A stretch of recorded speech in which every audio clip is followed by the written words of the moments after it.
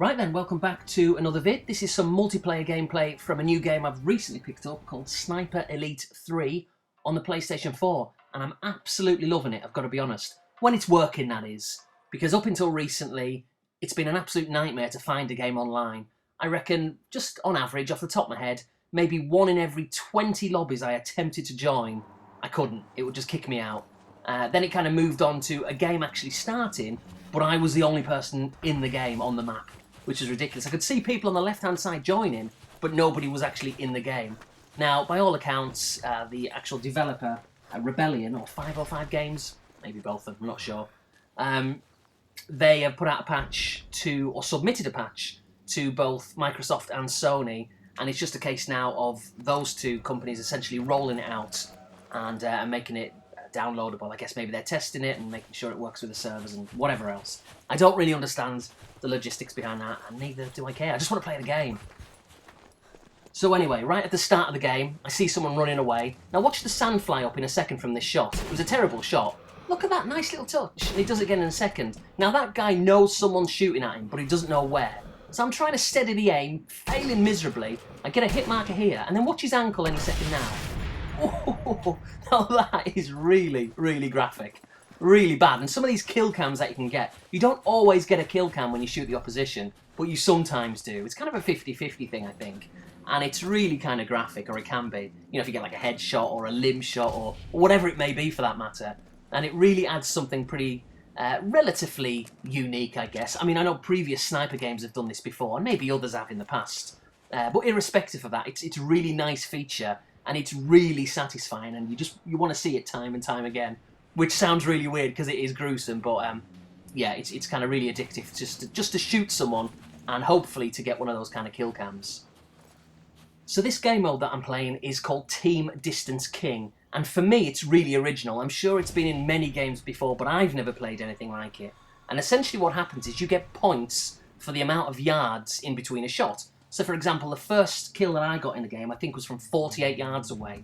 So that score, 48 yards, or 48 points, is added to your total. So it doesn't matter if you get 50 kills, you can get 3 kills, 7 kills, it doesn't matter. All that matters is the distance. So you could say it kind of encourages sniping or camping, but you've got to remember this is Sniper Elite 3. The idea of the game is to be very sly, very stealthy, I guess was the word I was looking for.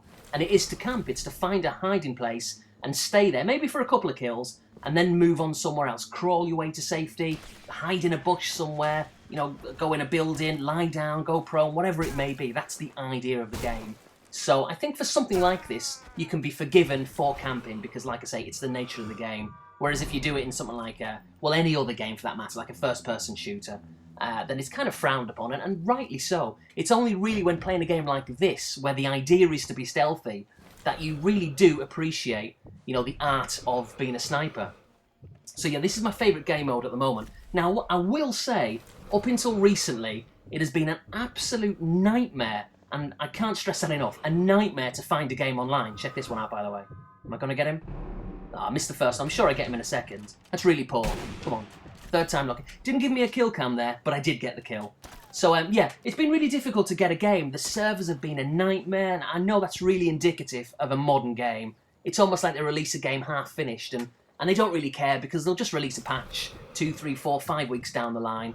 Which, alright, fair enough, at least they're going to get it done, and they've started to get it done on the PS4 and the Xbox One. But it's not really the point, is it? Oh, someone got me there. Look at that, sneaky little bugger. I think I'll get him back in a second.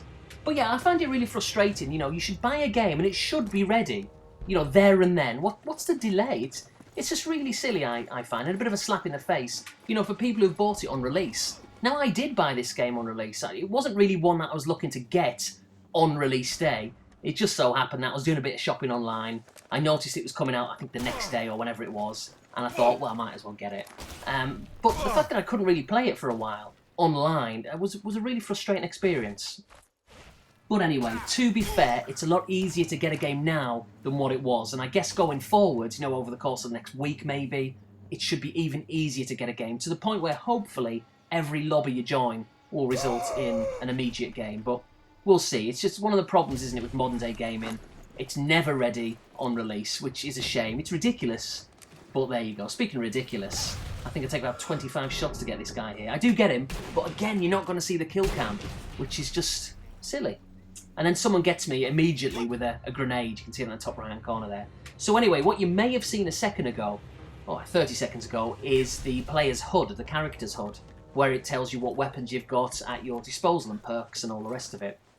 And what I'm going with, for anyone who cares, I'm going with the Mighty Rock. And what the rock is, I think everyone gets it, to be honest. It's just kind of a default perk, if you want to even call it a perk.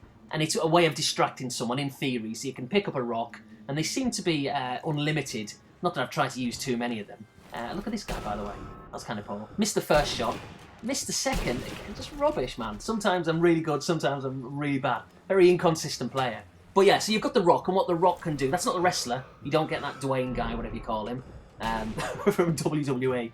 It's just literally a pebble that you can have. And it sounds a bit stupid, and it is a bit stupid, really, because all you do is you just throw it. And the idea behind it is to distract people, because if they hear rocks or see them kind of falling, then they'll pop their head up out of a corner, they'll look around, they'll move somewhere, maybe from their hiding spot, and then you can, in theory, get them. So it's pretty useless, although I've never really, or not yet, tried to use it. So maybe it's one of them things that, really works.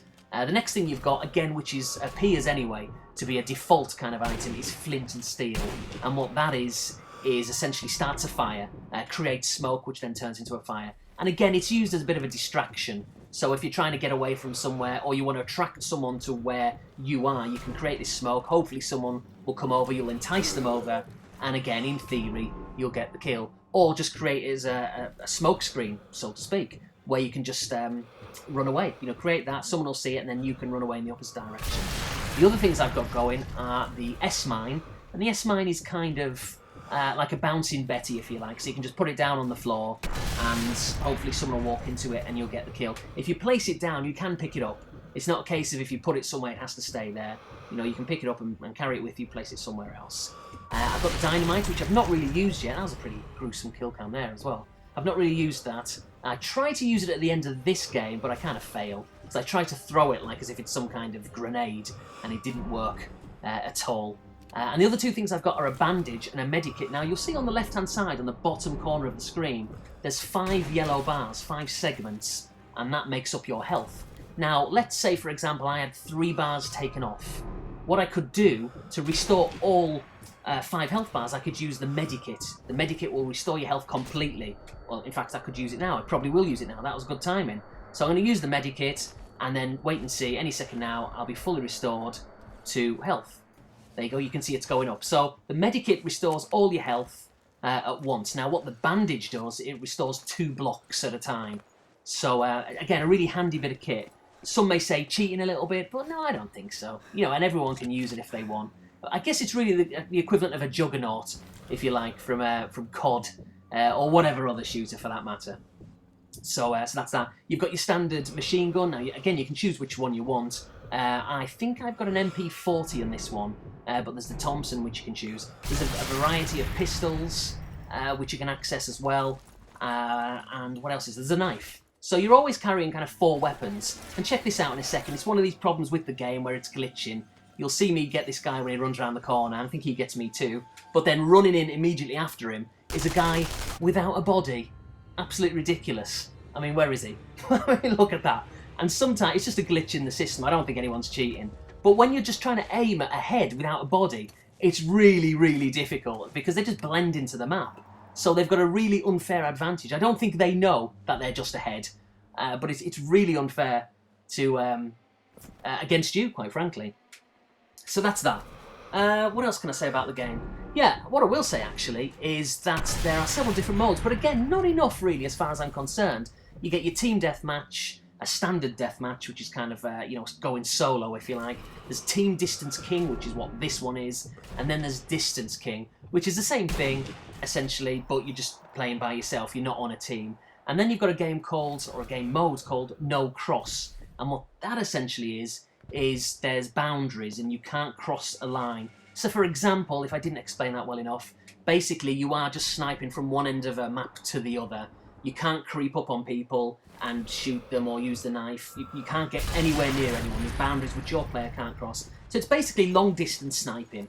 That's all it is. So if you like sniping, I guess you'll like that game mode. Now, a big problem I've got with the online is the fact that there are only 5 maps on the disc, which is pretty poor if you think about it. Obviously, there's going to be DLC, and I've got to be honest, I don't mind paying for it, because I really like this game, and I think it'll be something I'll be playing for a while, probably until the next one comes out, no doubt. Sniper 4, it's an inevitability. It'll happen eventually, probably next year, you know. But yeah, 5 maps, I don't think that's good enough. I've got to be honest. The one thing I will say is the maps are big, and they're quite varied, and really, because you're not running around, like running and gunning, because you're a sniper, it makes the maps feel even bigger than what they are, to be fair, because really, generally, you tend to stick to one place at a time, as you've seen with this map. You know, I'm not running around like a lunatic. I'll find some cover, I'll stay there, and I'll probably be there for 2 or 3 minutes or more at a time, and then I'll move somewhere else. Now, one of the things you can see, it's easy to spot an enemy when they're shooting at you, because you'll see like the glimmer of the either binoculars or the sniper rifle, the scope. You'll see it like kind of shine, and it gives away where people are. And that works for you as well. So every time I look up and get my sniper rifle out and zoom down my sights, someone can see, if they're looking that is, you might have just seen it there actually, and again you can see like the silver flash reflecting off the sun. So someone can see when I do it. So it's just a case of just, you know, if you're going to pop your head up out of cover and you're going to try and zoom in, just have a quick look and then look away, you know, duck down, go prone, because someone will pick you off. And then move out of the way as well, don't stay where you are, because it is asking for trouble. Now your character's also got some binoculars, and I don't use them in this game mode, so maybe I'll do it in another map, even though you all know what a pair of binoculars is. But you access that by pressing the R3 button, which is the right analog stick, and you can tap it in and you can zoom in even further to get a closer look, and you can tag enemies as well, so you can kind of see where they are and help out your teammates and all that kind of thing. So yeah, 5 maps, disappointing. There should be more, but you know, the DLC will come out, of course it will, and I'll be getting it. Now that's a guy that just got me, and look at that headshot, got him back straight away, and he knows I'm there. I'm surprised he stayed there, to be honest, because he knew that I'd know he was there, so he should have got that kill and he should have moved, but he didn't. Anyway, so I'm off. I'm going to run into this little building on the left-hand side. Oh, actually, looks like I'm going to go on the right-hand side first. So yeah, I'm really liking it, I've got to be honest. Aside from the problems that the multiplayer has had thus far in getting the game, and it has been problematic, I think it's really fun. It's a good game. The controls can be a little bit awkward, or the camera angle, if you like. It's a bit like Uncharted, if you've played that before, that kind of isometric 3D kind of view, which at times can be a bit of a nightmare. In terms of hit detection, I think it's pretty good. You're assisted and aided big time by when you hold your breath, kind of like a steady lung, an iron lung, if you like. That's when the red crosshairs kind of come in and zoom in. It doesn't always mean you're definitely going to get the kill, but more often than not it does. So, you know, just aim for the head, which sounds a bit graphic, but aim for the head and you're probably going to get the kill. So that is that. Now, another thing the game's got is a campaign. I've only played, I don't know, 20, 25 minutes of it so far. It's pretty good. I thought the AI was average, to say the least, but that could be because maybe I had it on a medium difficulty setting. If I was to notch that up a little bit, then it may be harder and more unforgiving. But graphically, fantastic, not a problem. Just the AI I had a bit of an issue with, or have had so far. I should also say that there's a horde mode, like kind of where you survive waves of enemies. You can do it either solo, or you can do it with a teammate, a partner. So that's pretty good. It's adding variety, but it still doesn't hide the fact that there's 5 maps. That's my biggest problem with the game. But like I keep saying, I've probably said it 3 or 4 times now, there will be DLC, and I will be buying it. I'm pretty certain of that, because I'm really enjoying the game. Graphically, I think it looks really good. You know, I was deciding, well, 3 or 4 weeks back anyway, when I was kind of still on the fence, like, should I get Xbox One games? Should I prioritise the PlayStation 4? Ultimately, I've decided to prioritise the PlayStation 4, and I'm not regretting that. But one of the things I've noticed, just watching a couple of reviews, not reviews in their entirety, but just, you know, seeing a bit of it or hearing a bit, I've noticed that there's a lot of, screen tearing, I think is the phrase they use. A lot of screen tearing on the Xbox One, which is pretty unforgivable, really, in this day and age. I don't know how it happens. The PlayStation 4 apparently has got a little bit. I've not really seen it. But, you know, when I hear of all this screen tearing and all these differences between the consoles, I sometimes question how much of a hardcore gamer I am. And I think I'm not. I'm just a casual gamer. For some reason, I've always had myself down as a hardcore gamer. I'm really not, the older I get especially. You know, because I can't tell the difference between the graphics. And when people say it's got screen tearing, I'm kind of looking at it thinking, I can't really see. Not really, I can see a little bit if it's obvious. But it doesn't really bother me. You know, the point is, even if the Xbox One version has a lot of this so-called screen tearing, the point is, ultimately, it's still going to be a good game. If you get the Xbox One version or the PlayStation 4 version, you're going to like the game. It's as simple as that. Look at that. Again, the ankle's been taken out there. Pretty graphic. And I'm just tearing people up on this level. And there's a nice bit towards the end. I do some serious camping for about 5 minutes. And by the way, I don't know how this guy gets away with this. It's pretty ridiculous. But and look at this. I shoot him there. He runs through the doorway, but then by the time I get round, look where he is. He's out of the window. What happened there? Or is that someone else maybe fell out of the window? I don't know, obviously, because I was on the other side of the screen. But yeah, the whole screen tearing thing, it's kind of ridiculous, but it's still a really good game. And that's that. Oh, that's what I was talking about, the camping. That's it. Going off on a bit of a tangent there. So I'll stick my mind down. This is a good place to use it because no one's going to know. And I think I saw someone running on the right-hand side of the screen there. In fact, there we go. He's just about to... Is he going to get away? There he is. Too late. By the time I zoom in, and I think, do you know what? I'm not even going to chase him. I've got that landmine there, the S-mine. If he comes in, it's going to get him. And that's that. So this is the serious bit of camping. And I think I might stay here from now to the end of the vid.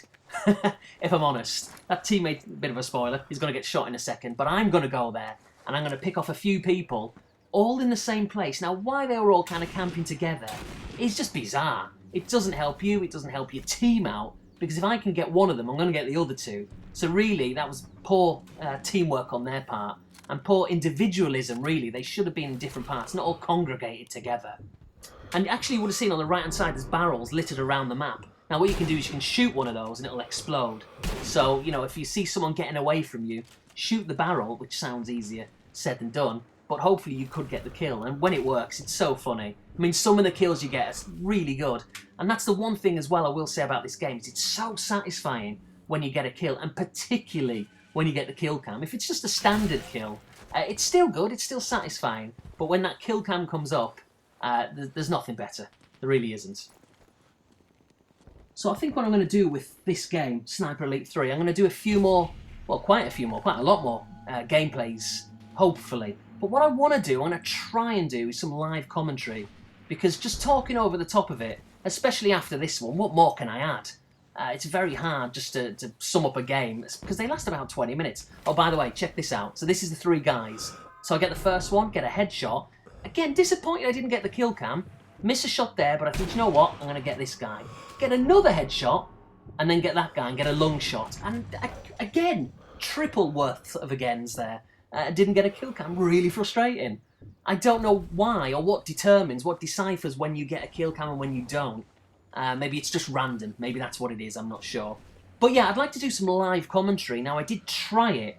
A bit of a sort of a rehearsal, a test run, if you like. And it was all right.